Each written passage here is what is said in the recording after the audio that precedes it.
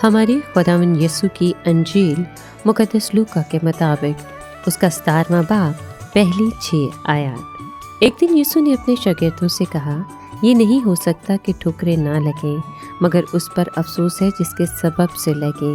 उसके लिए बेहतर होता कि चक्की का पाट उसके गले में डाला जाता और वो समंदर में फेंका जाता, बनिस्बत इसके कि वो इन चोटों में से एक के लिए ठोकर का बाइस बने।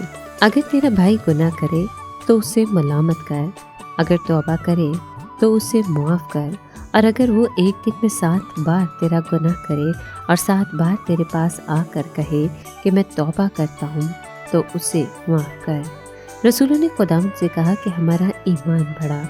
खुदावंद ने कहा, अगर तुम राई के दाने के बराबर भी ईमान रखते और तुम इस शहतूत से कहते कि जड़ से उखड़कर समंदर में जा लग, तो तुम्हारी मानता। पाक कलाम के पढ़े और सुने जाने पर खुदावंद की बरकत हो। खुदा का शुक्र हो। अजीज दोस्तों, यीशु मसीह के साथ उनके शागिर्दों के अलावा और भी बहुत से लोग सफ़र कर रहे थे। इनमें टैक्स वसूल करने वाले और गुनाहगार लोग भी शामिल थे। इसके अलावा उनके साथ कुछ ऐसे फरीसी और शरीयत के आलम भी थे जिनको यीशु मसीह की बात और कामों से इख्तलाफ था। खुदावंद यीशु ने उन्हें खोई हुई भेड़, बिछड़े हुए बेटे और अमीर आदमी और लाजर की मिसालें दी थी। और अब यीशु मसीह अपने शागिर्दों से मुखातिब हुए। हो सकता है कि उन्होंने अपने मुखालफों की हकारत भरी नज़रों और तानों की वजह से ऐसी तालीमात दोहराई जो वो गलील में दे चुके थे। मसीह यीशु ने कहा कि लोगों को ज़रूर गुमराह किया जाएगा, लेकिन उन पर अफसोस जिनकी वजह से वो गुमराह होंगे।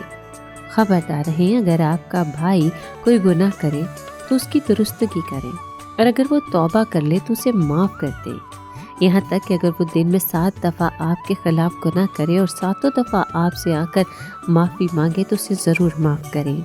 यीशु की ये बात सुनकर शायद पतरस को वो सवाल याद आया होगा जो उन्होंने 7 बार माफ़ करने के हवाले से पूछा था। मगर क्या शागिर्दों के लिए यीशु मसीह की इस बात पर अमल करना मुमकिन था? उन्होंने यीशु से कहा कि हमें और ईमान दें, यानी हमारा ईमान बढ़ा। इस पर यीशु ने उन्हें यकीन दिलाया कि अगर आप सब में राई के दाने जितना भी ईमान होता और आप इस शहतूत के दरख्त से कहते कि उठ और समंदर में चला जा, तो ये आपके हुक्म पर अमल करता।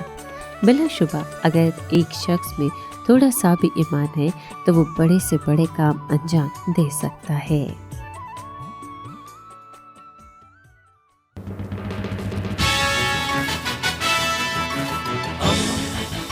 दोस्ती का पैगंबर, रेडियो वेरितास एशिया।